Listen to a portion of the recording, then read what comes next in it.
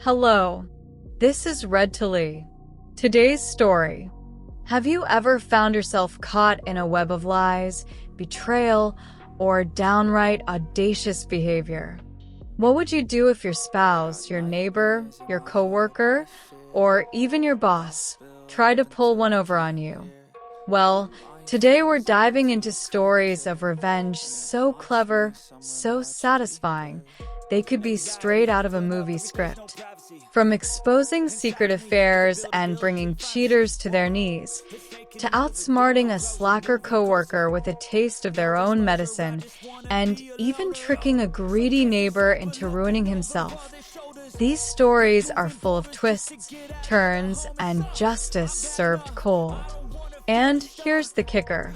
Imagine discovering your terrible boss is secretly evading creditors, or flipping the script after being fired to not only make a year's worth of pay, but also take your boss down with you. Intrigued? Well, buckle up. Let's uncover how ordinary people turn the tables in the most extraordinary ways. Cheat on your wife with mine? I will burn your life to the ground. In the early 2000s, I started to suspect my wife was up to something. Our two kids, ages 4 and 6, began talking about how they frequently stayed at my wife's parents' house. It wasn't unusual at first, but since her parents lived 90 minutes away, going there 2 or 3 times a week felt excessive. I asked my wife about it, and she denied anything suspicious. However, she wasn't a good liar. I started tracking the mileage on her car and noticed she was driving an extra 400 miles a week. Something wasn't adding up.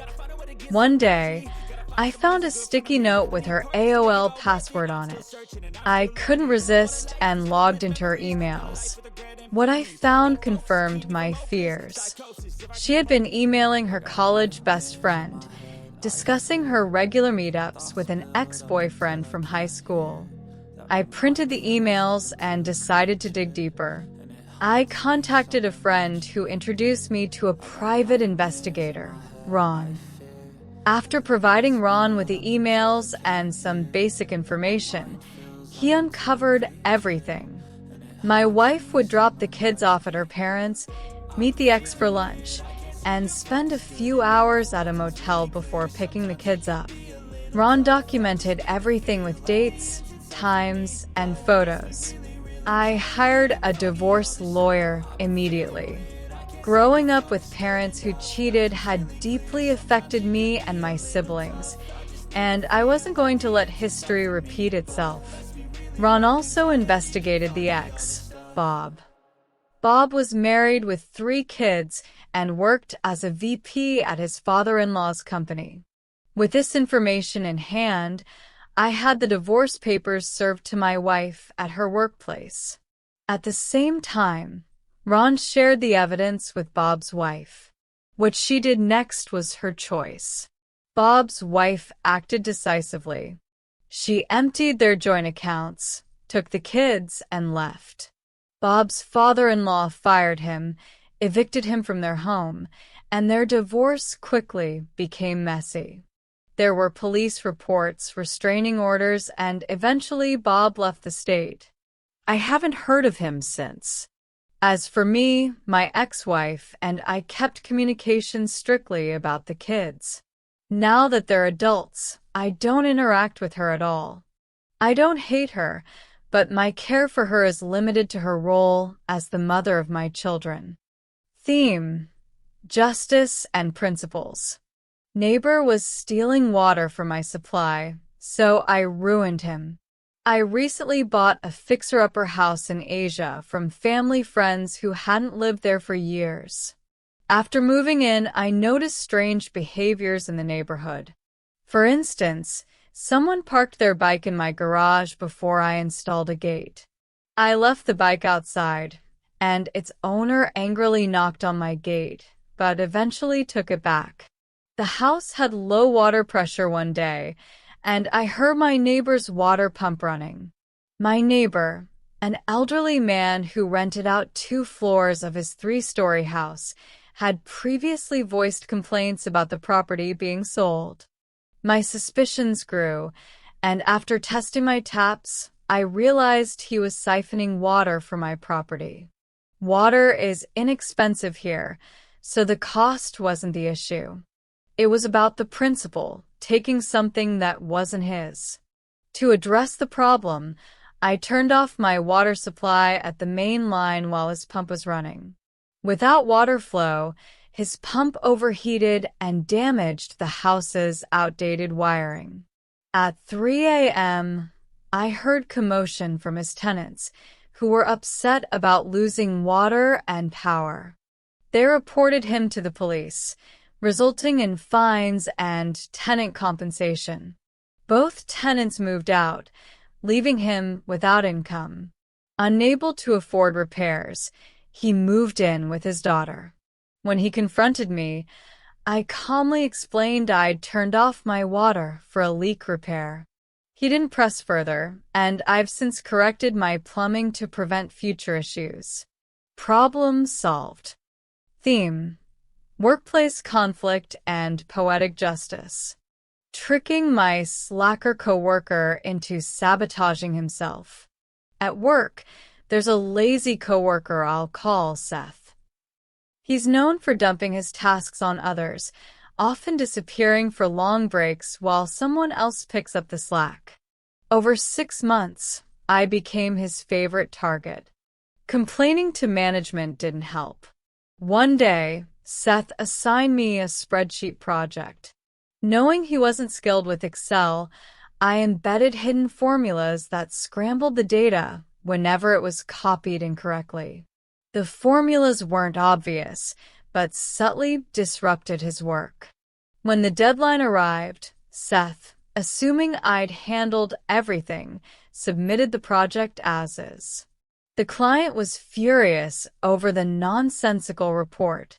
Seth panicked and spent hours trying to fix it, but every adjustment caused new errors. He asked for my help, and I feigned confusion, offering vague suggestions. Management eventually discovered Seth's incompetence. He was reprimanded and placed on unpaid leave. Since then, he stopped dumping his work on others. Theme: connecting the past and sweet revenge. Phone calls for the previous owner, who turned out to be my terrible boss. In 2004, I got my first mobile phone with a premium number. Shortly after, I began receiving calls for Bitsa, the number's previous owner. The calls came from creditors and banks looking for him due to unpaid debts. I kept the number and blocked the calls over time.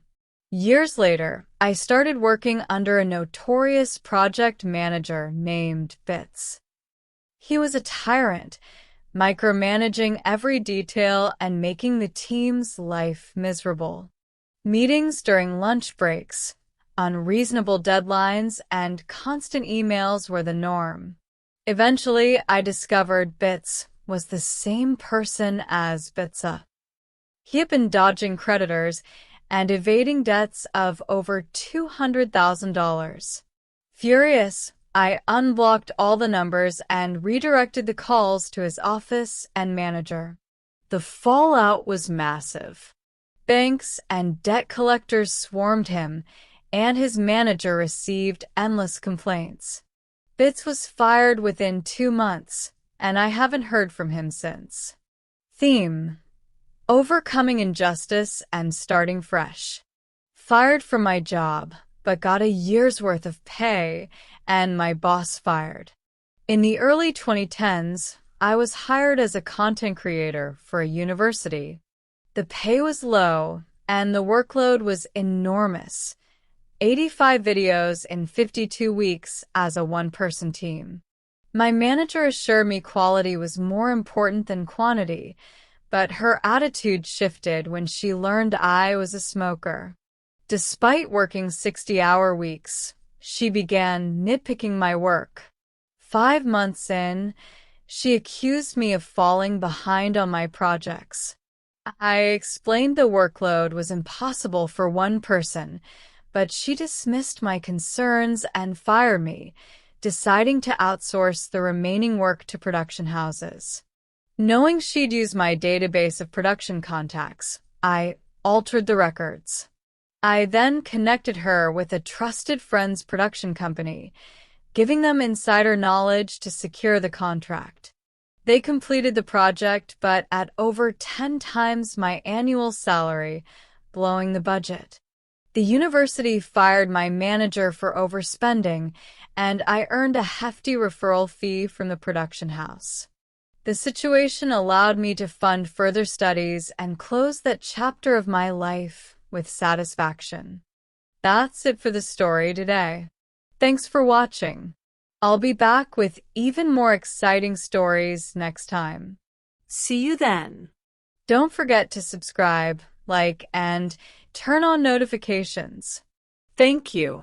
Raising Hands Party Popper.